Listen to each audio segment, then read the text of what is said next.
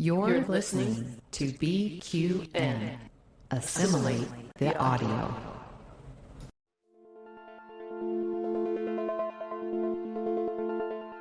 Infinite diversity.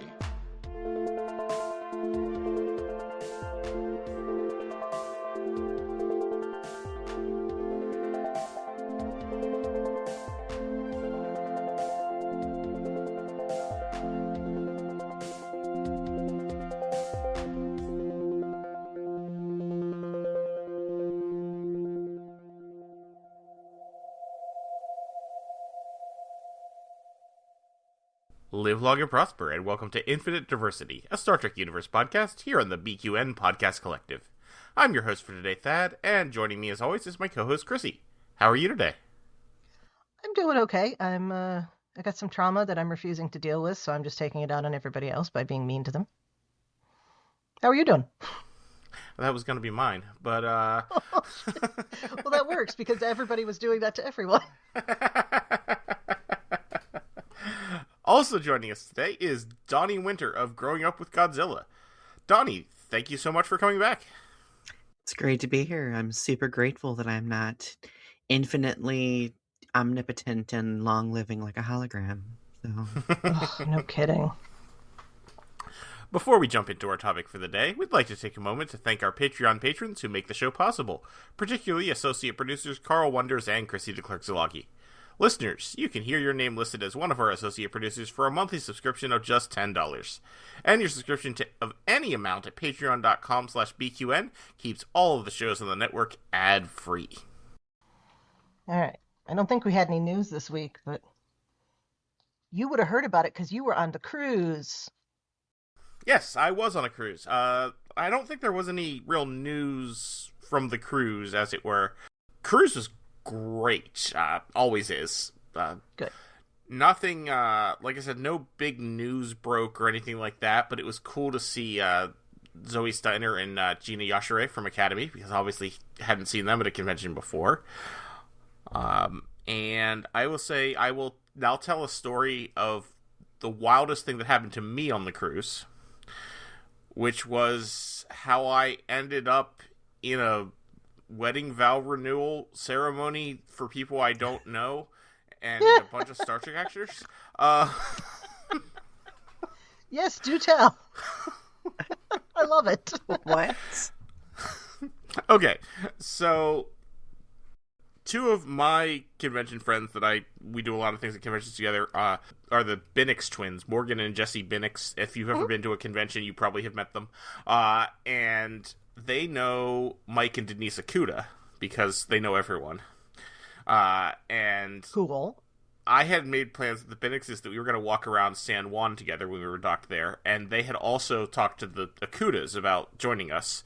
So Morgan, Jesse, and I and the Akudas walk out of the ship, and that's exciting in and of itself.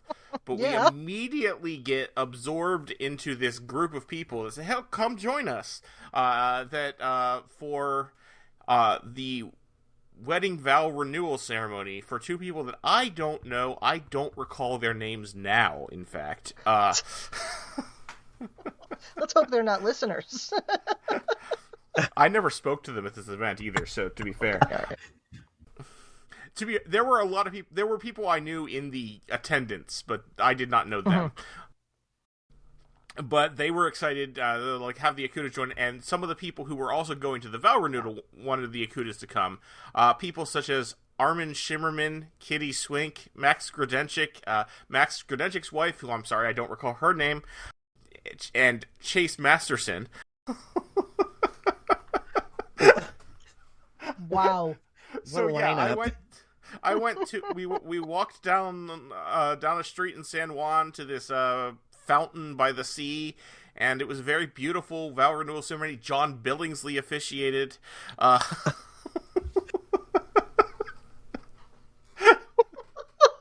What is happening? It's just love Star Trek the this. Cruise, man. It is. Wow. Yeah, that's awesome.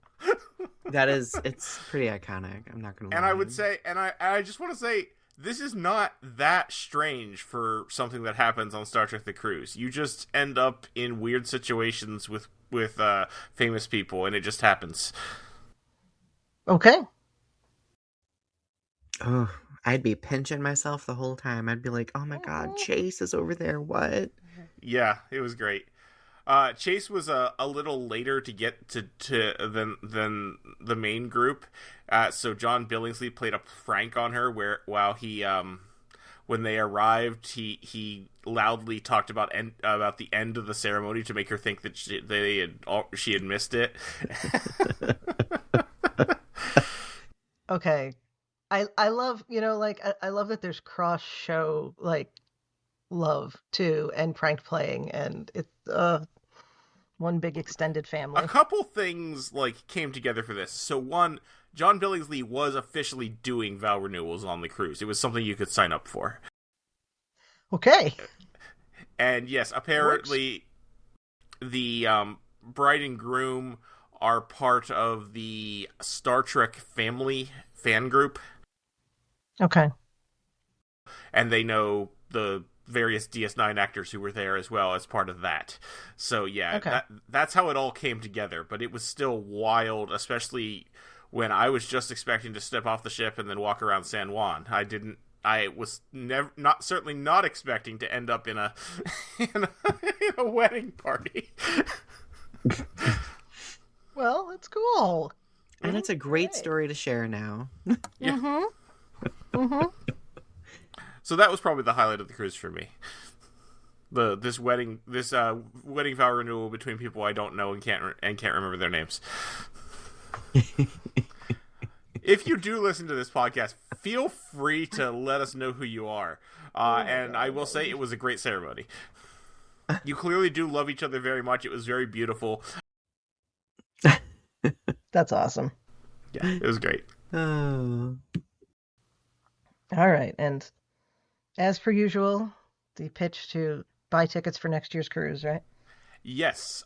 Tickets go on sale March 5th. So that's will be the Thursday after this episode comes out. And as usual, they will sell out very quickly because everyone who was already on the ship has already had the chance to buy tickets for next year. So that's tickets to the general public at March 5th, but people who were on the cruise already, and also people who are on previous cruises, also get the ability to pre-book earlier this week before March 5th. So when they go up for sale on March 5th, it's probably going to be like a quarter of the ship at most. Oh. Wow. That's one of the things is the recidivism rate of Star Trek The Cruise attendees is very high.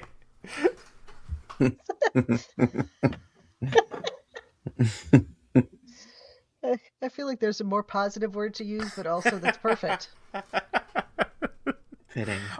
Next year's cruise is leaving out of New Orleans, which is exciting. I'm looking forward to that. I've never been there. Probably going to go down a day or two early just to see some of the sights.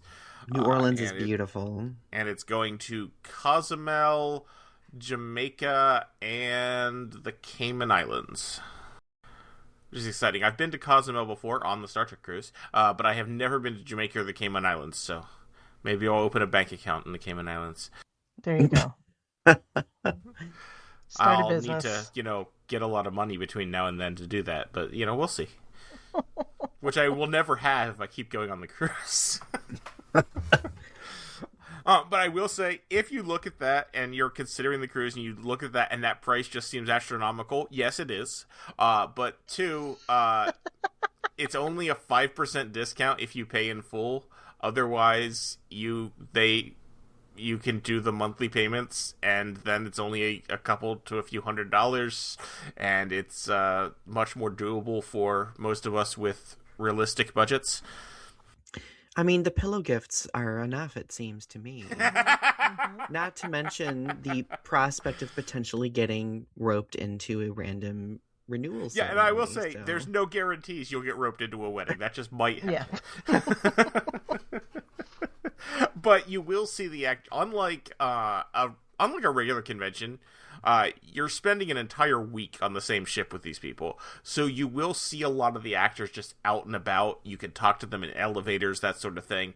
Some of the actors are less public than others, and that's how it's always going to be. Some of them will, because they have areas that they can be that are not accessible to the general public. Yeah. So some of them will stay in that like actor exclusive lounge most of the time, but a lot of them will be out and about doing just talking to people, getting dinner at the buffet and sitting down with random fans, that sort of thing.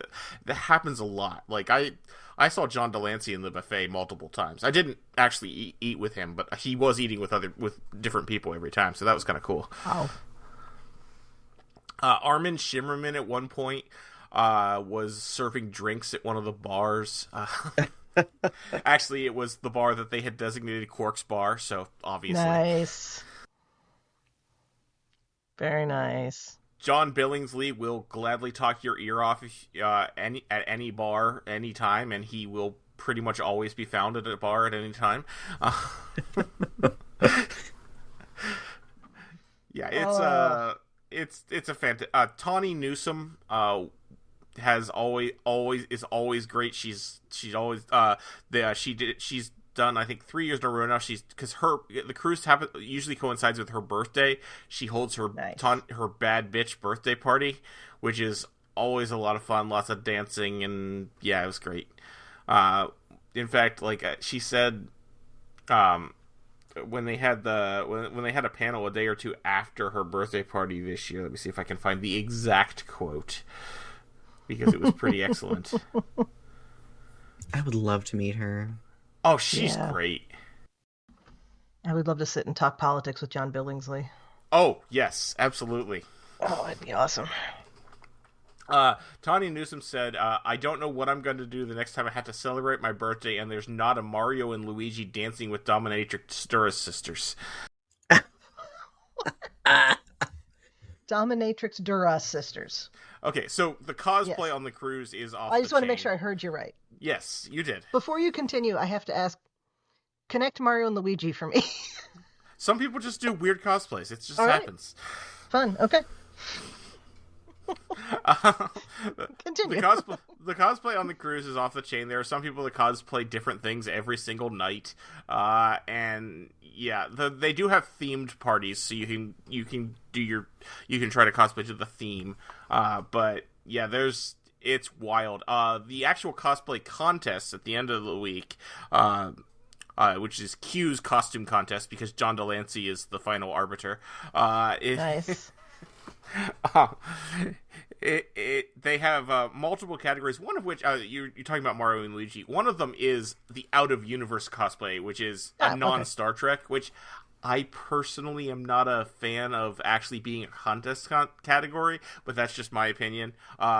They also have the most accurate, the most detailed, and the best mashup, which I do like, where mixing Trek with something else. This year, I think the winners for best mashup did a Wizard of Oz group cosplay, where each person was a character from Wizard of Oz, but they were all different Star Trek aliens. Okay. Which I thought was pretty cool. The most accurate, ironically enough, is from an episode that hasn't come out yet. There were two people doing Muppet Pike and Muppet Una from the forthcoming Strange New Worlds episode, and they looked That is, I mean, the amount of work that had to have gone into that is just insane to me. Yeah, the cosplay contest is fun. We got to see this week's Starfleet Academy episode a few hours early. They showed it on Wednesday night. Cool. And they also showed the kind of a downer for the cruise. They also showed last week's the night before, since the cruise left on Friday. There were a lot of people who had been traveling on Thursday and wouldn't have seen it, so that was nice that they showed that episode as well. The other great thing on the cruise, the TVs in your rooms have like 6 or 7 channels of Star Trek that are just playing Star Trek all the time. It's great. My only big complaint with that is that the DS9 channel was stretching the episodes to fit widescreen, and it was also showing like the same 6 or 7 episodes from season 1 and 2 on repeat all week. I was going to ask if they actually run the whole series, because every year you've said they, which makes no sense to me, because there's a week's worth of episodes for 3 of those series. Yeah, you just and start even on if one they're end not, and work even your way if through. they're, and if you're not going to do that, you should be doing a curated playlist of like the best of, and not showing me, season 1 episodes of DS9 over and over again. Well, you got tired of Alamarain. Actually, I don't know if that one was part of, I never saw that one when I was through the channel. I do like to play the game every time I'm in the room. I turn on the TV and flip through all the channels to see how long it takes me to figure out which episode is playing. And at one point both movie channels were playing Star Trek Insurrection about 30 minutes apart, which I thought was interesting. That's like that's almost West Coast, East Coast feeds of cable like they used to be. And there was a serendipitous thing at one point. The DS9 channel was playing Shadow Play, which is the one about the holographic people on the planet that are disappearing and they don't know they're holograms. Mm-hmm. And the Enterprise channel was showing Oasis at the same time, which is one about the holographic people on that space station that are disappearing and don't know they're holograms, and also stars René Aubergenois. Wild. And I thought that was an amusing coincidence. That is, that's beautiful. I love it. Oh. Yeah. So, yeah, it's great. It is my favorite week of the year. If I had to choose between the cruise and STOV, I would not go to STOV and still go to the cruise. Oh, that's an easy one, yeah. Yeah, I could totally see that. So, yeah, I highly recommend it. It is expensive. I do understand that. I am privileged that I am even on the payment plan able to go. And perhaps it's not the best financial decision that I make every year, but I'm still doing it. And I really recommend if you're able to see about going on the cruise. It is fantastic. It could be worse. You're not blowing that money on like cocaine or something. Yeah. There's lots of worse things you could be spending that money on. So was blowing that money on cocaine on blow? Supposed to Yes, be a pun? I did intend. You're enriching yourself in a non-self-destructive way. There you go. There you go. So anyway, on the cruise, we did see episode 8 of season 1 of Starfleet Academy, which we are here to talk about. Starfleet Academy, season 1, episode 8, The Life of the Stars. Donnie, what did you think this week? I really enjoyed the episode.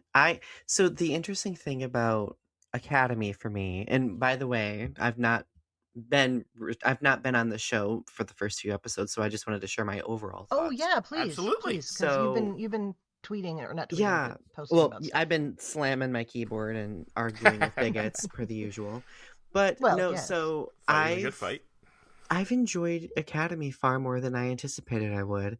And I think I went into it assuming that it, I don't think that I'm necessarily like the target audience, right? But I find it refreshing how the show has been structured. I feel like it is a deviation from Discovery and Strange New Worlds and even Picard in a way, because like each episode of those series had like some sort of major action point where there was like a crisis or something to that effect.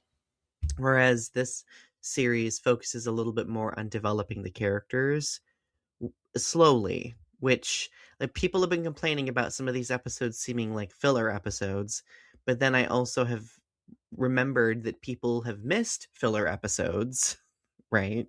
So I think that many could argue that this was a filler episode, but I also think that it's quintessential in the development of many of the different characters. So I enjoyed it on that front.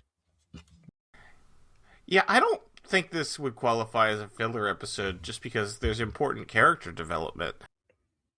I would agree. I just saw a bunch of people saying that they thought that this one and the last one were kind of fillery.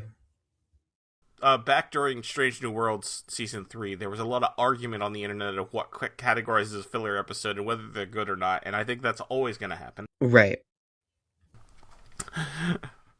What I will say, I absolutely agree with you that this series is a lot better than I was expecting it to be. I thought I would be I thought I would enjoy it, but it wouldn't really be for me.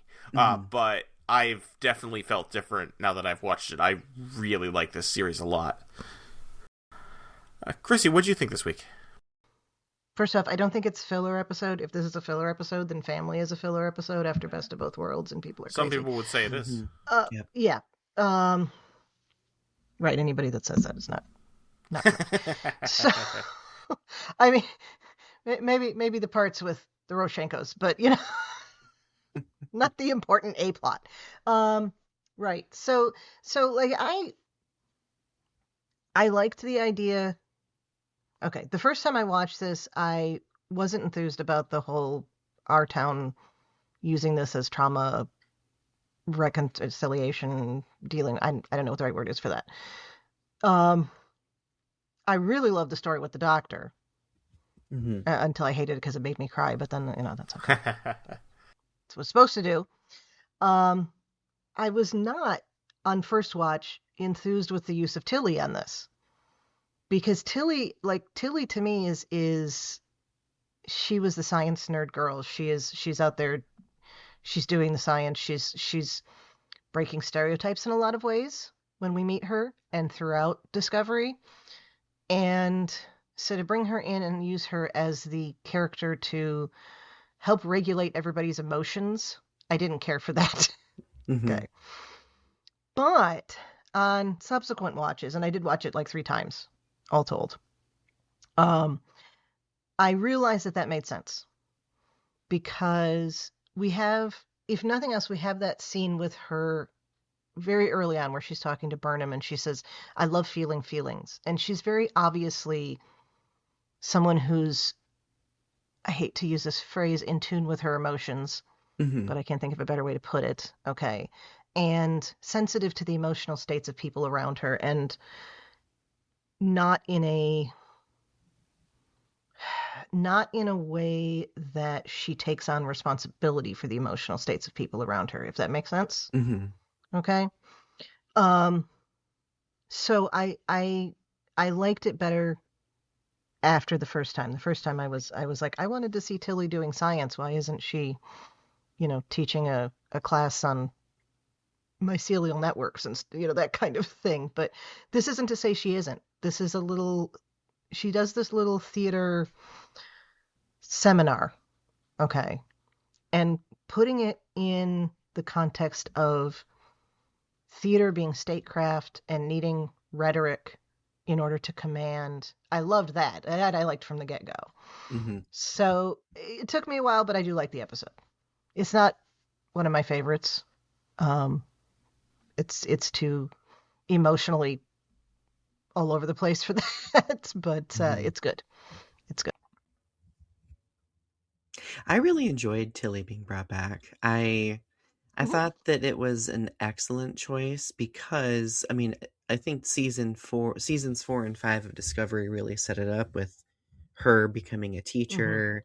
And I think that it was, in a way, development for her character too, because she got to see herself coming in full circle in some capacity. Yeah. And I think that because we haven't really seen her like deal with like conflict resolution. Like I thought it was interesting watching her work with like this conflict resolution. Well, I guess we did see her use conflict resolution, but not in a crisis situation. This is like a post-crisis situation. So I thought it was really interesting. Although I will applaud her for calling some people out on their BS, in class, because like we teachers can relate with that. So no, I enjoyed her incorporation.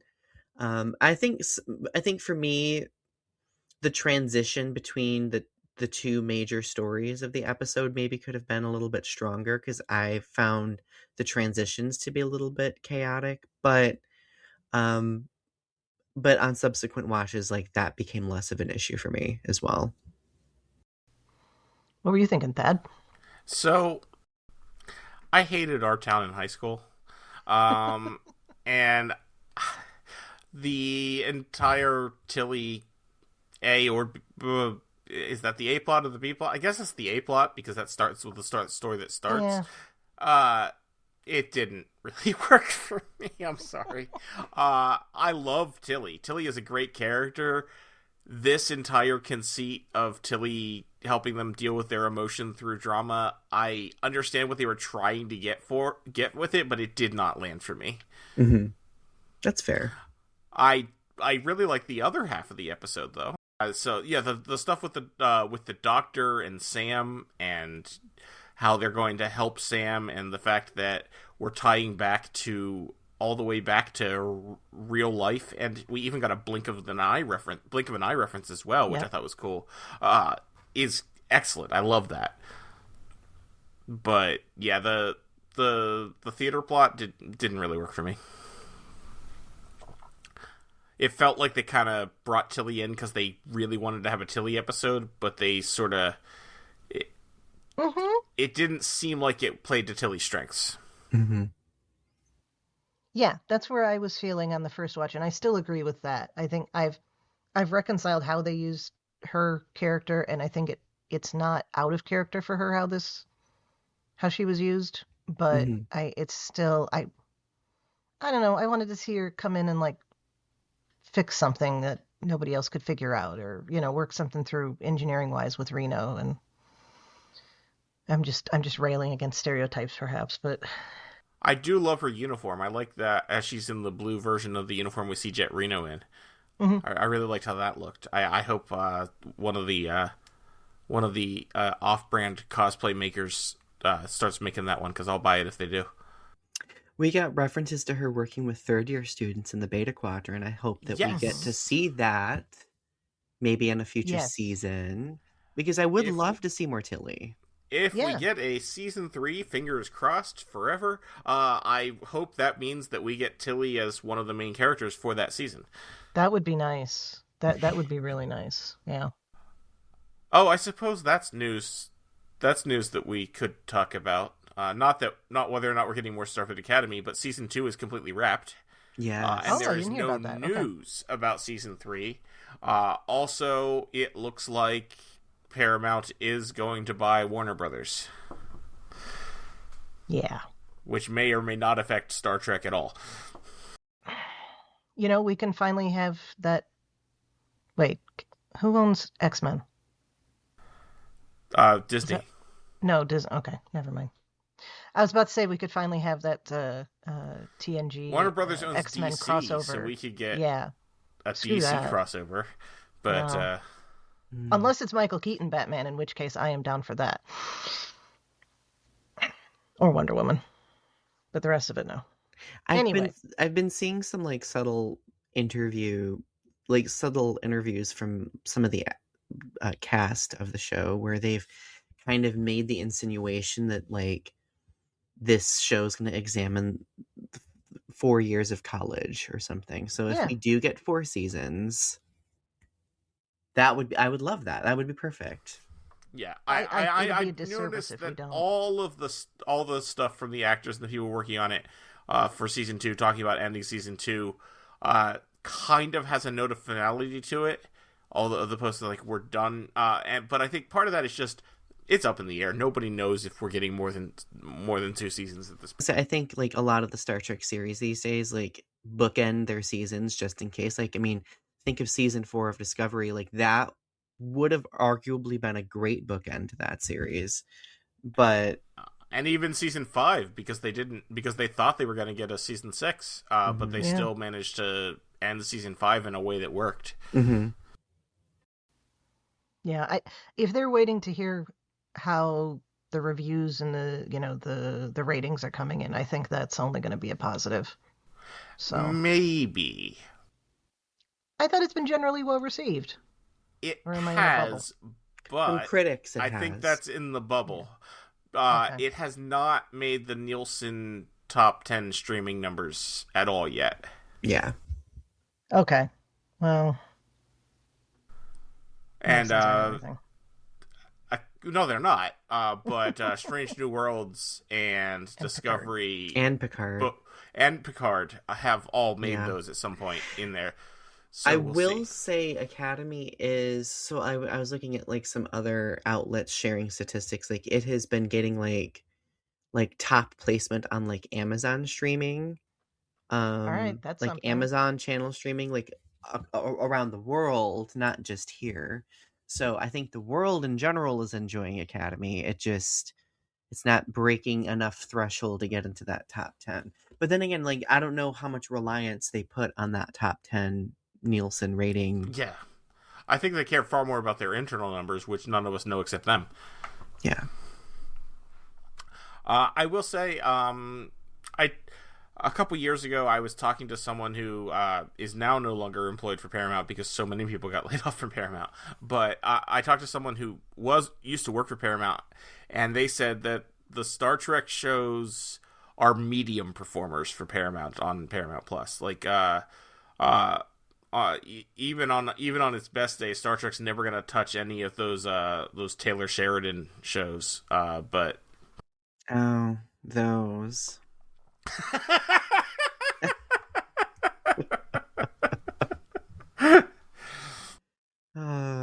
I'm always happy because like when I look on like the most popular, because they have like a most popular list like of trending shows, I always see especially Star Trek Voyager in it, surprisingly. And sometimes like TNG, and I'm like, oh. Well, there was that thing that came out several years ago and then just keeps getting re-released over and over again, was that like Netflix in the UK showed that Star Trek Voyager was far and away the most popular Star Trek streaming show, which was interesting. I think that might have to do with people having access to it finally. And I think we're getting through, or maybe getting past that. But like, I know here it was not regularly available because we had channel, it was on channel 50 out of Detroit, but sometimes they blocked it out and sometimes they didn't. And the cable systems were inconsistent. And, it was a mess. So I didn't watch the whole thing until later, until I was getting the DVDs from Netflix, actually. You got DVDs. So it's interesting what you mentioned about the worldwide audience on this, because this is one of the first times I can recall, keeping in mind that, Starfleet, the Federation, is always the United States. That's the representation there. But this is one of the first times I recall a very American-specific cultural reference being used. Because I very much doubt that, the average person in the rest of the world, even just Europe, even just English-speaking Europe, reads Our Town. It's Americana. And getting to a point that I am intending to make here, maybe right now, I don't know how many Americans are familiar with Our Town to start with. Okay. I am because I read it in high school, but otherwise I wouldn't. I didn't read it in high school. I knew Our Town from the episode of Golden Girls, where they're in Our Town. That's where I know Our Town from. Didn't read it in high school. Didn't read it in college. I don't know. With listeners, let us know on the socials if you were familiar with Our Town to start this, because I think there's a loss here because they don't explain the play enough, I think. No. Yeah.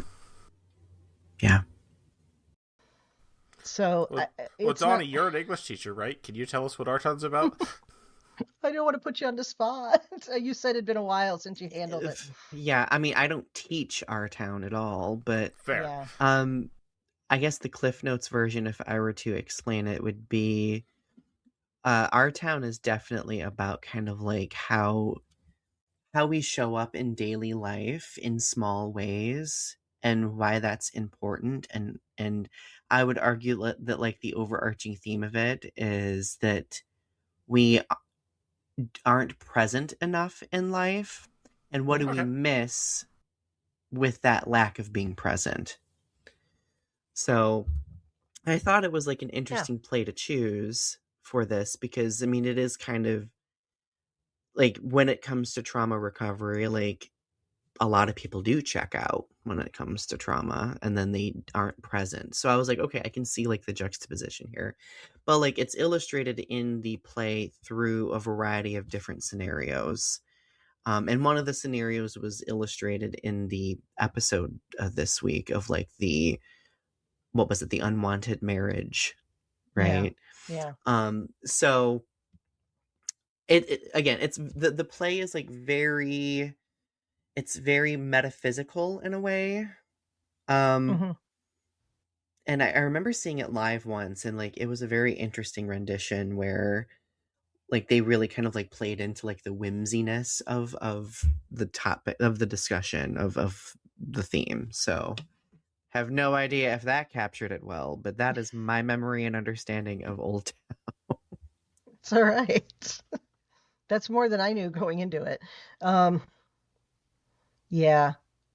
I jumped immediately on. They were talking about it for a minute at the beginning of talking about the play itself. They were talking about the history, and it's not Terima, it's Genesis. One of them is talking about how it's set on the cusp of a war, and I was like, that's when I looked it up, because I was like, I thought our town was set in the 50s. And I question if that's actually a part of the story itself, because it was published in 1938. Well, I mean, it has an effect on, I think I think the writing of it reflects the Depression. Sure. But it's a year and a half prior to the outbreak of World War II. And the play even itself, longer to the United States being part of World War II. I mean, we're still in the middle of, well, not we, Europe isn't still in the middle of attempting to appease Hitler at that point, but the play itself is set in the first decade of the 20th century. Mm-hmm. So, I mean, it's before World War I guess? Yeah. Right. But, that would not have affected, small town America is not paying attention to what the Kaiser is doing and the Balkan Wars. So that, my first thought was, why does why does somebody who's not human know this part of human history? And then I was like, well, this is the Admiral's daughter, so maybe she had it in class. Mm-hmm. And then secondly, I had to look up and see how relevant it was in terms of actual timing. But of course, that's the place I would go, and that's not really all that. But I also think that was part of the intent of the play, too, to kind of like defy time in a sense. Because, I mean, if we talk about like the narrator of the play, the narrator is sort of like this being that is aware of the audience. Like, so there's like a lot of like fourth wall breaking in at least that I can recall. So like there is, to me, that's like, I think that the play does well in really developing the doctor's character, because the doctor frequently said, oh, I can relate with the narrator of the play, because I've also defied time. I've also been like present, witnessing so many of these different things, right? Yeah, I think that was a very intended parallel there, and they did a nice job with that. I don't. I see what they were trying to do. I understand. I love the idea of using fiction to work one's way through issues. But I don't know. It was fine, but it didn't hit right for me. Yeah, I think so. Yeah, I don't mean to be. I try to be positive here, and I'm not. It's not bad by any means, but it's just not. I think for me, my struggle was, so like this whole season, I've been so excited that they've brought back Betazoids. Like, Beta Test probably is my favorite episode of the season, which is probably a hot take for anybody listening. But it is my favorite episode of the season strictly because of Betazoids being present. Yeah. So Terima, like, I really feel like at some points they've underutilized her. So when I watched this episode, because the Miyazaki episode was like 2 episodes ago at this point. Yeah. Like, it really felt like I had almost lost track of like, okay, wait, they're still traumatized, right? Like, what's going on? Like, what are we doing? And I really, because her, I mean, I guess I understand that she had like this psychic, like telepathic, like traumatic experience, right? But I was really trying hard to juxtapose her kind of like resistant behavior to like what had actually happened. Like it kind of like it didn't fully add up to me. And I wanted it to add up more because I love that character so much. And I think that there is so much more potential there for her to shine. Yeah, it seemed like they all had the trauma of dealing with this life or death situation. She seemed to have the trauma of having not like killed people, because she did with her psychic whatever scream thing. Okay. Not with, having potentially again put her crewmates in danger, although that is part of it, because she says people look at her like she's a bomb about to go off. But I feel like her trauma was, or what she was dealing with, not that it wasn't trauma, but that it was more things that she should have been dealing with the first time she got the implant. Yeah. And put off, Yeah. And which doesn't make it any less valid. Yeah. But it is confusing in the context. Yeah, and for me also, like, we don't have a clear picture of her of her condition, or because like to me she is the Tam Elbrin of Starfleet Academy, because like immediately when she was introduced, like I pieced it together with like season 3 TNG Tin Man, right? But I don't think we got enough context conveyed, Yeah. So and I think maybe that could be like a symptom of newer Star Trek, because like the seasons are so short. They're trying to put so much in each episode to develop the characters that I think that some things just have to be let go. I'm a fan of a filler episode. The filler episodes are the episodes that often allowed us to get more character development in some places. So yeah, because if they need a bottle episode, you're going to do an episode about people. Exactly. And so that's where you get the character development. Yeah. So something random just occurred to me with this, in talking about how part of what and there's a through line with this, with our town, but also with that drill that we see them going through at the beginning, where they're not paying attention to what's going on in front of them, and it's that whole appreciate what you have right now and also pay attention to what you have going on right now. And I love that they brought this in after we had the episode about Ben Sisko. Because one of the things that this brings back to me is that the experience in Emissary, where he's like, the prophets ask him, why do you live here? And I don't live here. Why do you live here? No, this isn't my past. And he finally realizes that he's still there. And I think that's part of what they're trying to do here. Yeah. I think if they could have somehow made that analogy to the Trek audience, it would have hit better than our town did. But they would have had there's no connection to make that there. It was clear during like the doctor's portion of the story, I think. Because he was still existing back on Voyager in that trauma he experienced of losing somebody. But maybe that could have been more succinctly explained for like the our town portion of the story. Yeah.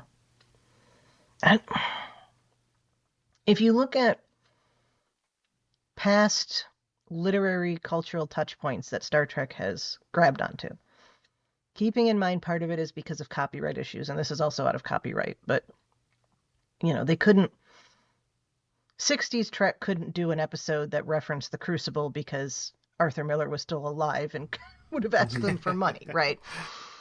So they went back to what they could use without licensing, and that's Shakespeare. And Shakespeare is Shakespeare had become at that point a common cultural touch point for not the entirety of humanity, but a lot of the Western world, and I hate to use the term Western world, Europe and the colonized Americas and North Africa, But and the Mediterranean. See, that's why it's just easy to say the Western world. Anyway. And so there's a passing familiarity with what's going on in Shakespeare's plays. We know Romeo and Juliet. We know Hamlet. If somebody references Hamlet, we get it, to the point where it's able to be mentioned in offhand in an episode of Next Gen, quoted in an episode of in The Undiscovered Country, and people know exactly what you're talking about. Yeah. Arguably the same thing with Cyrano de Bergerac, when we have that in The Nth Degree. Okay. I only know about Cyrano de Bergerac from Wishbone, but yes. And I only know about Cyrano de Bergerac from the Steve Martin movie, where it was basically Cyrano de Bergerac, and now I can't think of what it's called. Damn it. Anyway, but the point is these used to be things that people were aware of. And, there's a loss of cultural touch points, and I think it's only getting worse. Yes. And I'm sounding like a really grumpy old person here, and I don't mean to, because I'm not saying that there's anything necessarily wrong with that, but the writers were making an assumption here that I think they shouldn't have. Mm-hmm. And because even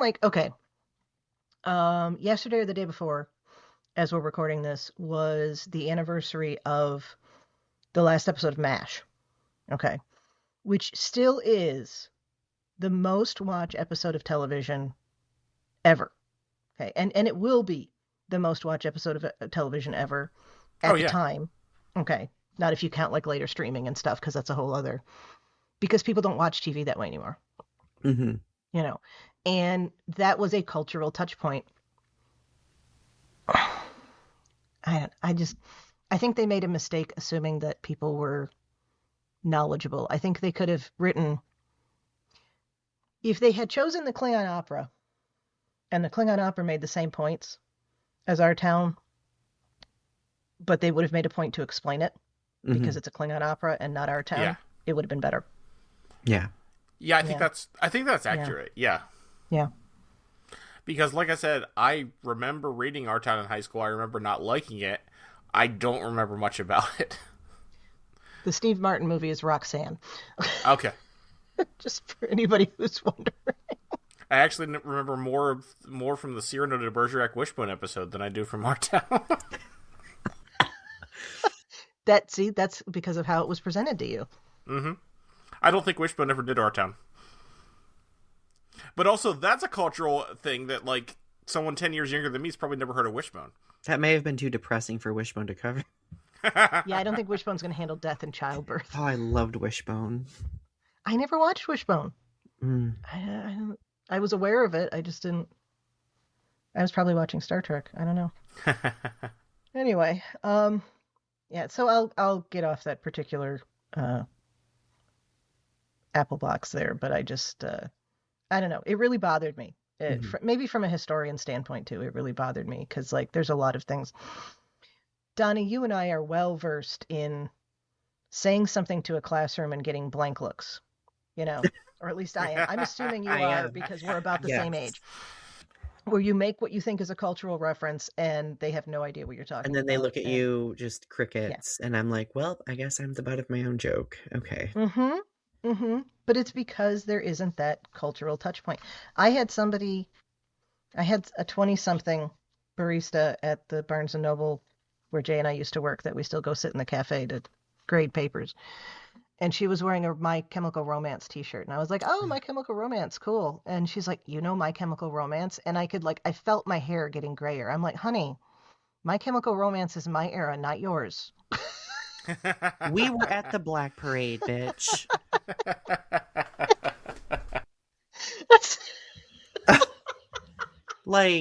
Are My Chemical what? Oh. Yeah. That activated me. It goes both ways. Yeah. Yeah. And I mean, I didn't listen to much My Chemical Romance when it was new. When it was, I didn't know about Black Parade until a little later because the radio stations around here didn't play good music. So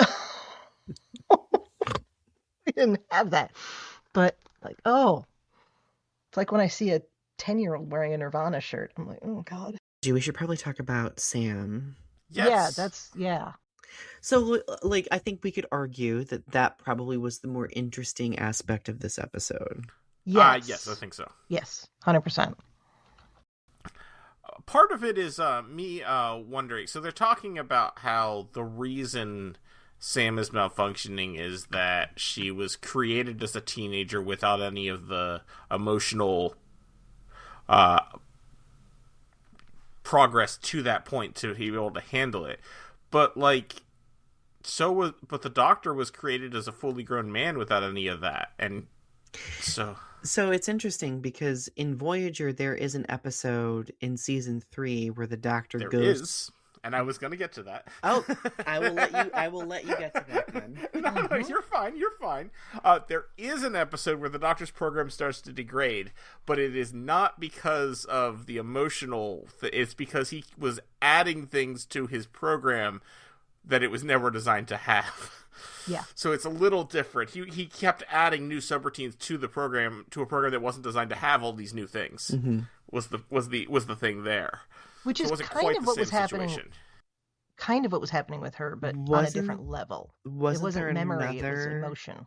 Yeah, wasn't there another episode of Voyager where the Doctor came into contact with like a moral dilemma? Yes, that also happened, and they had to erase it from his memory. Yeah, when he but then the episode ends with him being present and needing to process it, and his friends being there for him to process it. Yeah, because they say there's another cultural touch point. They sit in the holodeck and read Dante. Mm-hmm. Yeah. So, like, I think I was kind of... This episode just was chock full of Voyager parallels, like, in so many different ways. So, and it was interesting because I feel like the Doctor had, like, this moment where he was just like, yeah, I am reliving this thing that I just kind of chose to ignore for so long. Hundreds of years. Yeah.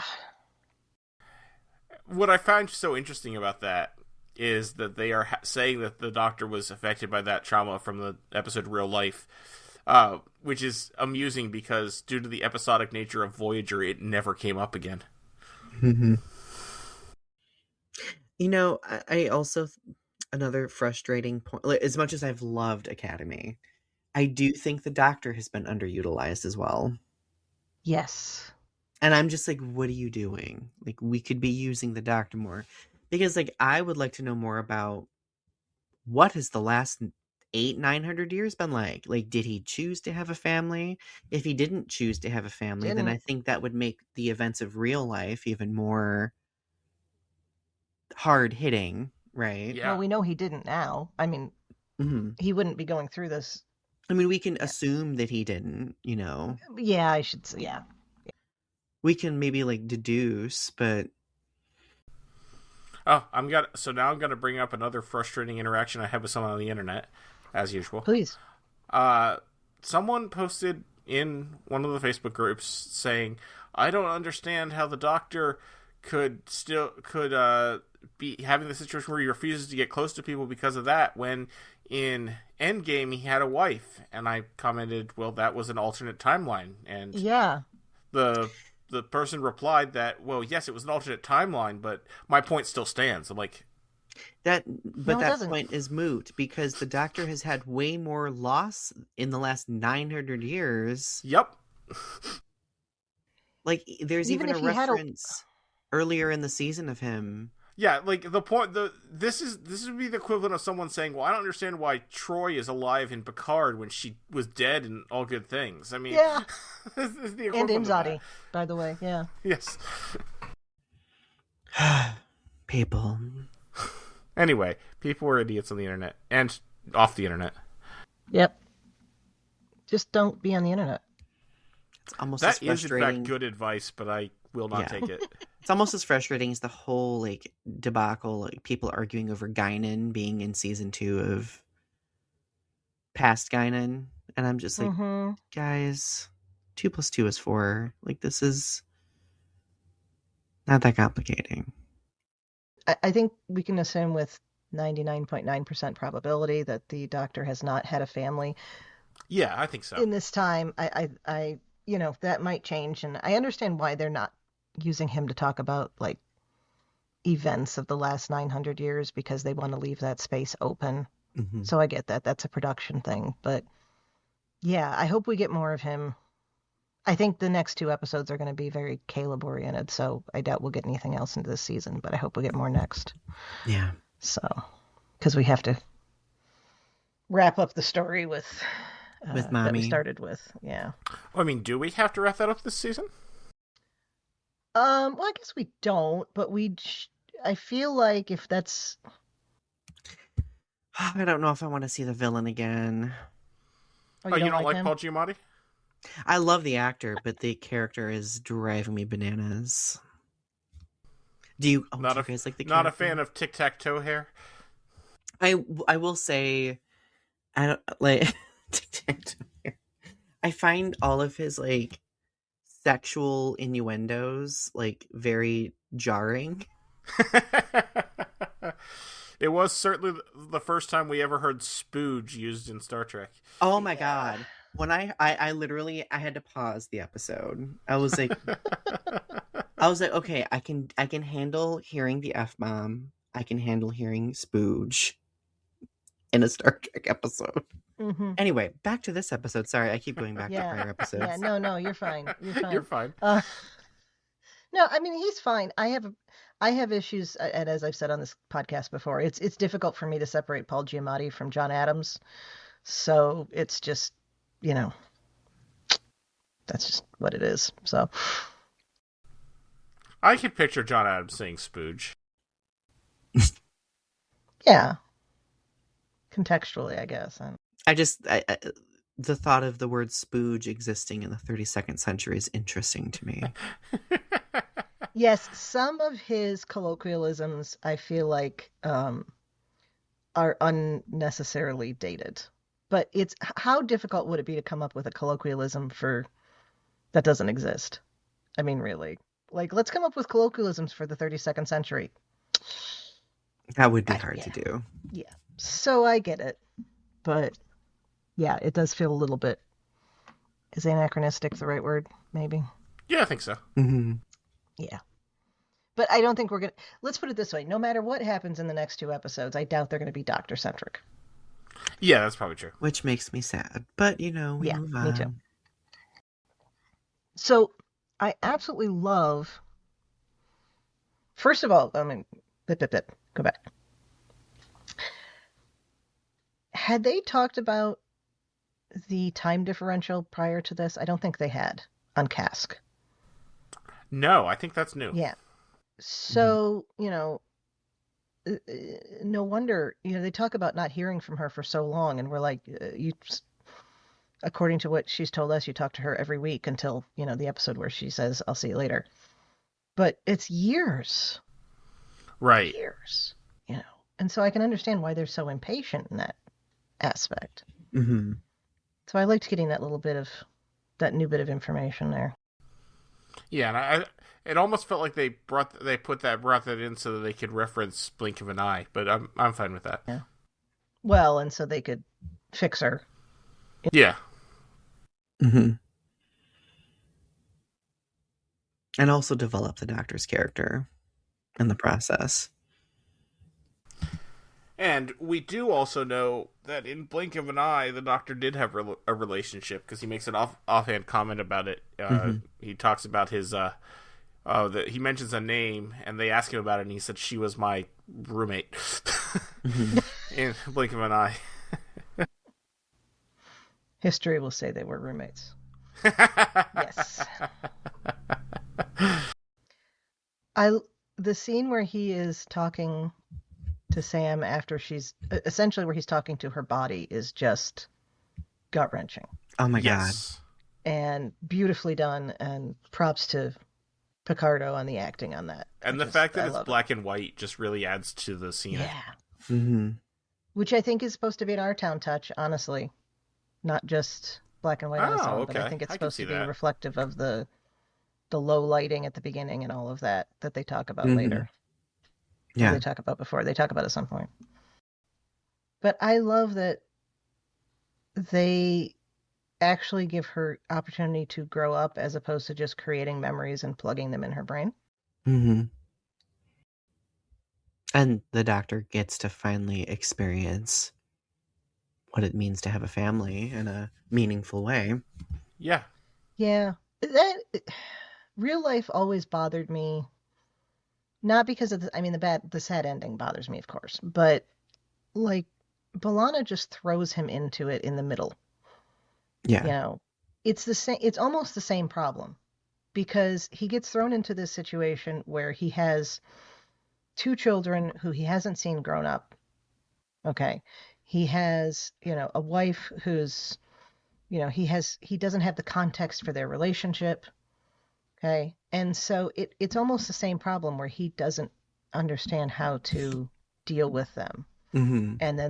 And then it gets pushed into this terrible sadness. And there's not the context there. And I think it's I like the parallel there. Yeah. But here's the other side of that. Sam is also a hologram. So he has no reason to anticipate her losing her, even in just the regular mortal way that he has lost people over the years, which is kind of cool. Mm-hmm. That is cool, yeah. There's every reason to believe she's just as immortal as he is. Yeah. So there's that connection too. How do you think this is going to affect Sam as a character going forward? I feel like I'm very curious to see what they do, but I feel like I feel like Sam is still going to be bubbly, but I don't feel like she's going to be exhaustingly so. Yeah. I'm wondering about her socialization because she had the doctor and we see that she is growing up with the doctor, but did the makers and the doctor work together to create a school setting for her? Yeah, did she get to interact with other people equivalently of her age? Mm-hmm. Because that will make a difference too with how she's functioning. Yeah. Yeah. Because if it was just her and him the whole time, she might be worse. I don't know. Whatever else we might say about this episode and the one previous, they were important because it deals with the issues that we saw. Yeah. We did not have an instance of, okay, people died, people were traumatized, and then next week we're going to go visit a planet. Yeah. And go on with. So I'm really glad they did this, even if they aren't top of my rewatch list. I think that new Star Trek, notably Discovery and the first 2 seasons of Picard, there were a lot of people who were pretty hypercritical of the level of trauma that was represented and the lack of navigating the trauma. I feel like Discovery eventually kind of gained its bearings with that. Yeah. And worked on trauma recovery. I feel like this episode was a response to those criticisms of you're probably right. It's okay, that yes, right. These kids went through something horrible. Here is how we are going to teach them to be present and how to resolve it. And the doctor himself gets to also be a representation of someone who's been avoiding the trauma for hundreds of years, finally being present and experiencing something that's healing, right? So I think there's a certain poeticness to this episode. Again, I think it's the pacing that for me seems to be the issue, and the need for a little bit more comprehensive writing for characters like Terima. Love her, but they need to do her more justice. I did appreciate that Caleb didn't take the opportunity to accept her advances when she was drunk. Good example. That was important. Yes, that was an important scene. Very good example. Yeah. I was watching that scene and I was like, am I going to be mad? Am I about to be mad? Yes. Yep. Yep. Well, they can't all be. Did I feel... Am I wrong in feeling that scene felt out of place, too, in the episode? If that was where I got the idea that she wasn't actually dealing with what happened on the Miyazaki. Yeah. So maybe it is out of place, because it's all she's talking about is the thing in her neck, not... I mean, she talks about it in context of people looking at her like she's going to explode, but it isn't... It's all about her trying to understand and deal with the fact that her emotional state is so compromised in a way. Yeah. I think there could have been more dialogue that could have helped clear that up. I think the scene was important. Like, it was needed for the story to explain what was happening. But yes, it could have used more context. Yeah. Well, I really liked the scene where Tilly is talking with Reno and Ake. Oh, that was good. Mm-hmm. Yes. And how it's Starfleet that they were how able Starfleet to... is how both of them made it through the... Yeah. And I love that, Reno is talking about how she could tell Tilly was there because she could feel it in her teeth, like eating cookie dough. Yes, like something Your relentless sweet. optimism is nightmarish. I love it, yeah. I like the friendship. I hope we see more of the friendship with the three of them, because it seems like they have an established friendship, or at least are beginning. And I like that because there are very few people that Ake is going to deal with who are older than her. Mm-hmm. And that's true, yeah.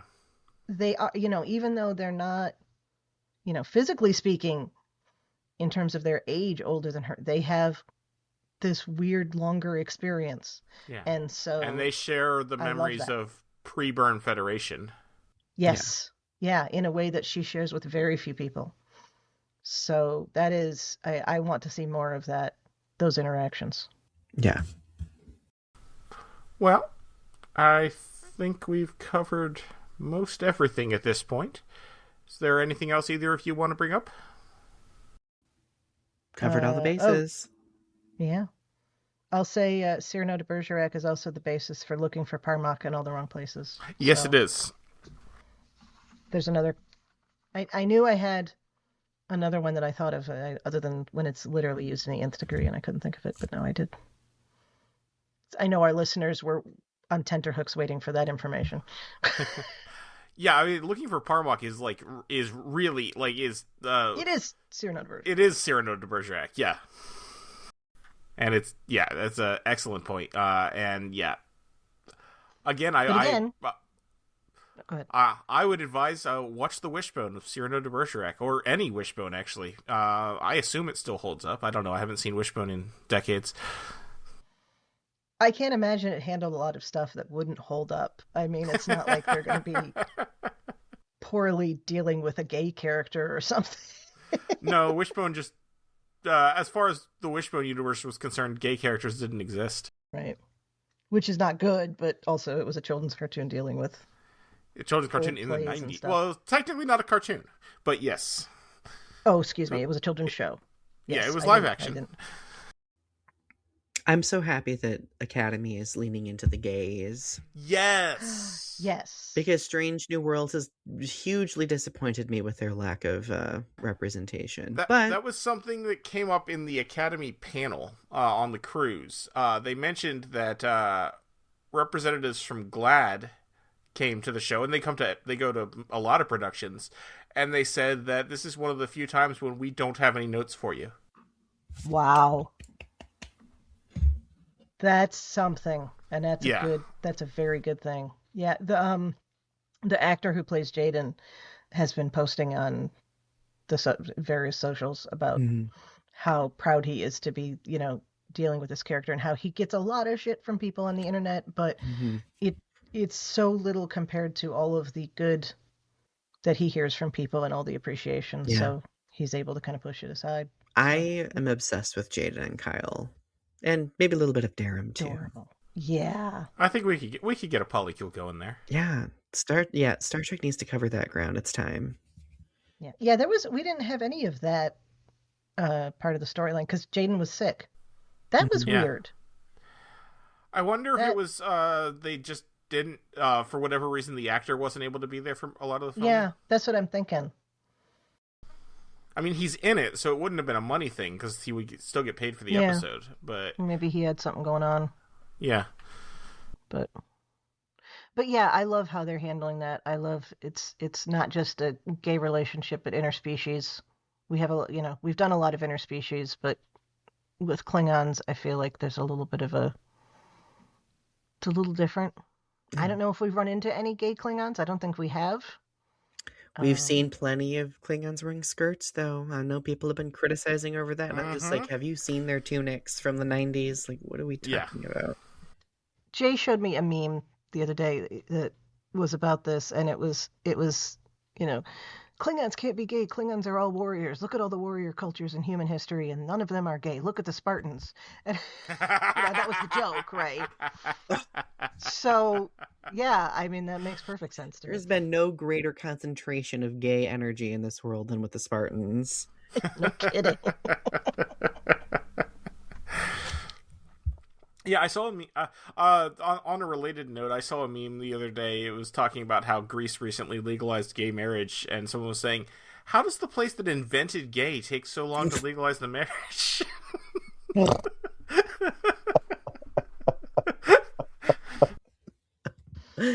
Oh, yeah. Love it. Well, you can blame the Christians for that. Well, yes. And a lot of other things. And a lot of other things, yeah. But... yeah. So I'm glad to see that. I like Kyle. I feel like, the energy with Kyle and Jaden and Darren, there's a whole thing there that I think is I don't think they're going to explore properly, but no, I don't think so. I think we will get Jaden and Kyle, but I don't think we're going to get a polycule, unfortunately. I think that would be cool, though. It would be really cool if they went there. Mm-hmm. All right. Well, Donny, thank you so much for joining us today. Where can our listeners find you online? Do you have any current or upcoming work you want to mention? Yes. Well, thank you as always for having me back on the show. I always am thrilled to sit down and nerd out with you both. So of course, I have my show Growing Up with Godzilla. It's my show where I sit down with Godzilla fans and have conversations with them about how they've grown with the character and franchise over time. You can find that on YouTube. We've restarted Restitching the Tapestry. Nice. Cool. Yeah, so the show that Ari and I had for 5 years, like we tentatively ended it at the end of 2024. We decided to revive it this year specifically. So we now have a 6th season happening, and it's been really good so far. And beyond that, you can just find me online at various socials. If you just type in Donny Winter anywhere, you'll probably find me yelling at a bigot. Yeah. That's a good place to be. Yeah. Chrissie, where can people find you when you're not pretending you don't have any trauma? You mean every day? Oh, that worked for once. Okay. In addition to here at Infinite Diversity, you can find me on History with the Szilagyi here on the BQN, that short history podcast I do with my fellow historian partner, Jason. And I'm also happy to chat about our shows in the BQN Collective on Facebook and in the Discord. I'm on the various socials as the Goddess Livia, that's TheGoddess Livia, where you can see my opinions about Star Trek history and leftist politics. Thad, where can people find you when you're not describing a Klingon opera to a shocked room? I did like when Darren said he would rather have the testicles. Yeah. Foreshadowing.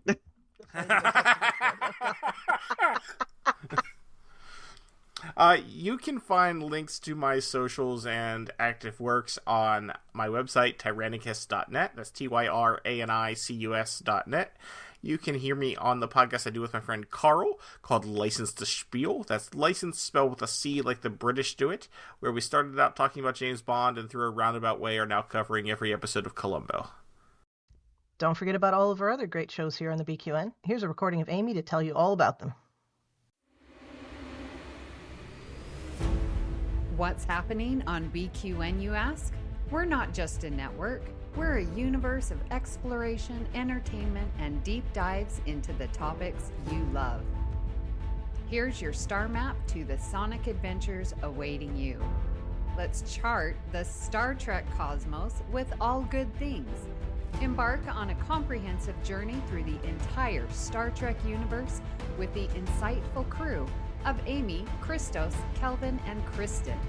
From classic to current, they cover it all. Galaxy class, engage!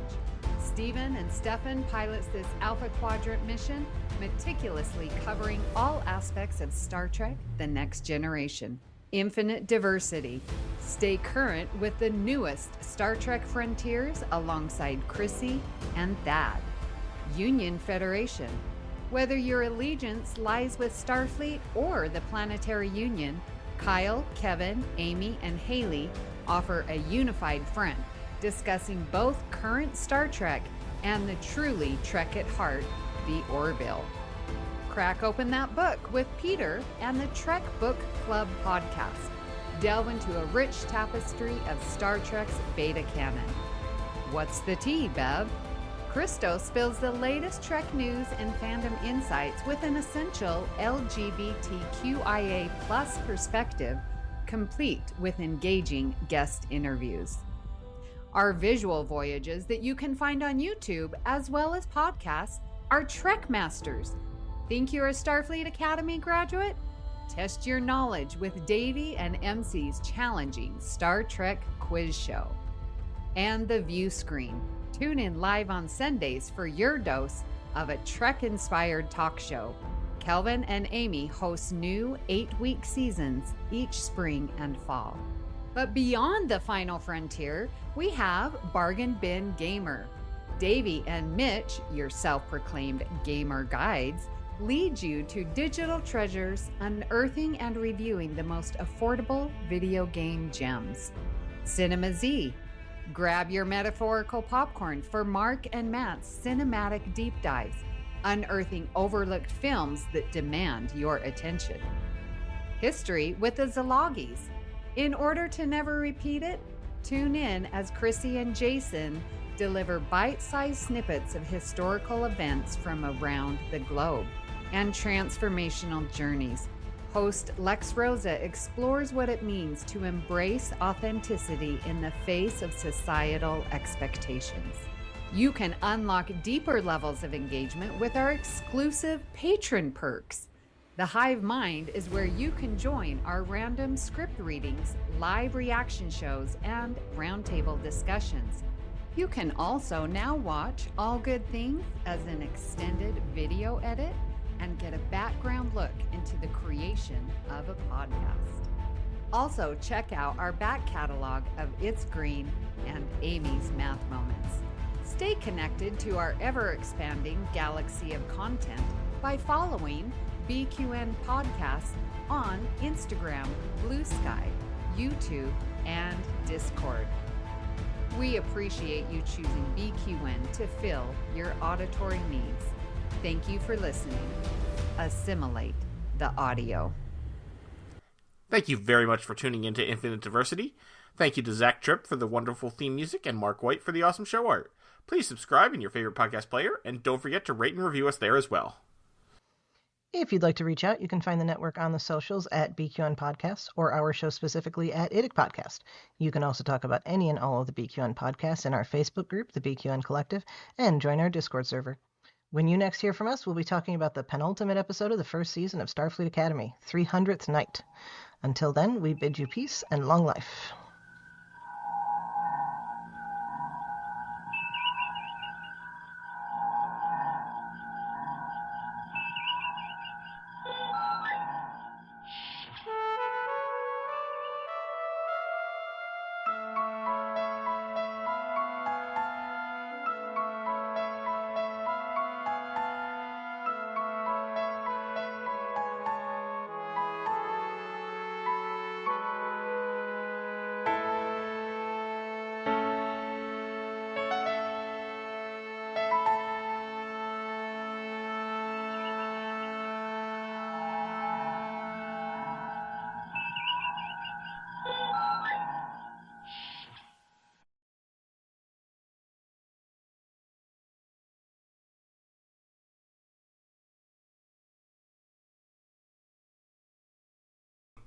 I finally, because I went on the cruise, I finally do have one of the Nacelle Company action figures now, because that was one of the pillow gifts on the cruise. It's the Captain Kirk as a Romulan Nacelle action figure. A pillow gift. Okay. In any other context, I would be disturbed by that, but I know. So they call you would call it a pillow gift, sort of like mints on a pillow in a fancy restaurant or hotel. Not most restaurants don't have pillows.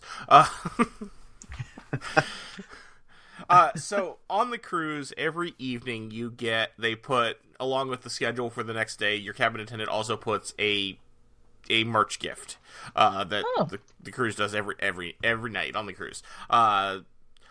I have some cool things from years past. Last year we got a cool fanny pack with an LCARS design on it, which is really great. I use it a lot. And yes, cool fanny pack is a phrase you can use. If it's got an LCARS design? Yes. Totally cool. Yeah. This year, we got a luggage tag with the Enterprise on it, which is kind of cool. Like, it looks nice, but I have better cruise luggage tags from years past, because there was one several years ago that's shaped like a holographic mobile emitter, and another one nice. That is shaped like the seal of the Federation. And we got a little notepad that looks like a TOS communicator. So I thought that was kind of cool. That's cute. I like that. We always get a shirt and a poster, just for this year's cruise. And then, we also got a pin, a special fan sets exclusive cruise pin that says that just celebrating 60 years of Star Trek and has the cruise ship on it. And the nacelle figure. Now, there was some kerfuffle in the action figure, the Star Trek action figure collecting scene when this was first announced that this would be happening, because some people were very upset that there would be an exclusive cruise figure and they wouldn't be able to get it unless they went on the cruise. Turns out it is just the packaging. The actual figure will still be included in one of the waves. So there are still some people who are very upset about that, but those people can buy them from resellers. I mean, it's if you're so obsessed that you need every variant of the packaging, and I know those people exist, then you should be used to having to go through extraordinary means to do so.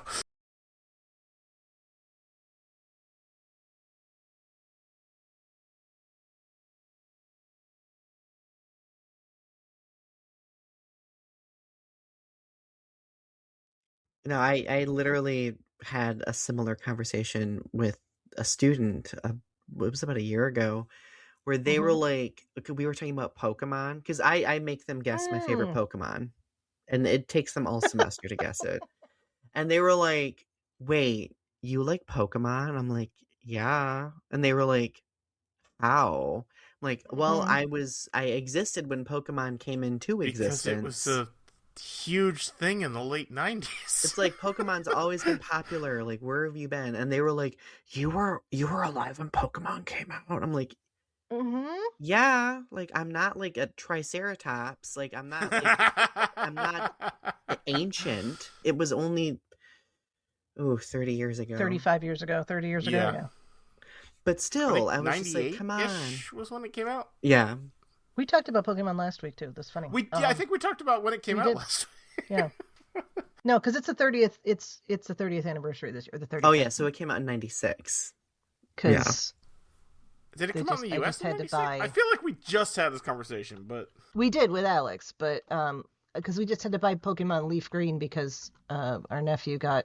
I just got Pokemon Leaf Green as well. Oh, I got Fire Red. Now I feel. No, that's good because then you can trade.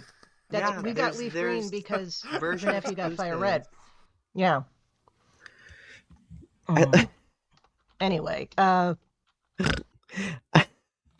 love that we can talk about the existentialism of death, and then the next moment talk about Pokemon. Yeah. Well, when a presidential candidate used the Pokemon song to try to make an existential point, I think it became part of the zeitgeist. Pokemon, I was so mad. So Weren't angry. Weren't we all? Anyway, so here, can I ask what your favorite Pokemon is, or are you afraid your students are going to hear this? My favorite Pokemon is Butterfree. Because I love a bug, and it's cute. And it also has the saddest episode of Pokemon. One of the saddest episodes. Okay, so this is why I was thinking 98. Oh, It was that's 98 cute. in the US. It was Yeah. 96 in Japan. Yeah. Mm. Anyway, Well, what are your guys' favorite Pokemon? Now I have to know. I'll let you go first. That there, you're more versed. I mean, favorite Pokemon. Now I have to think. All right. Well, while you're thinking, I didn't do the Pokemon thing, but Nikki was my sister was really into it, and she gave me a Geodude card when I went away to go get my geology degree, and that Oh. stayed up on my desk for forever. It's somewhere around here now, in a box, but so I love Geodude for that reason. Love Mine's that. probably Eevee, because I like kitties. Oh, Yeah, good choice. love that. Good selections. I'm grateful that I- neither of you said Charizard or Pikachu, but you know, because those are like the Well, Those are the quintessential default choices. Yes. if I want to, light a fire, cook some hot dogs, then you need a Charizard.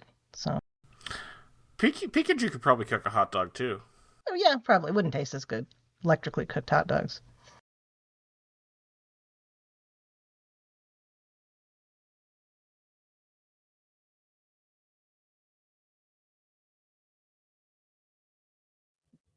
On Patreon, you should release like unedited versions of the episodes so people could like Or even possibly threaten people to release the unedited version unless they pay for the Patreon.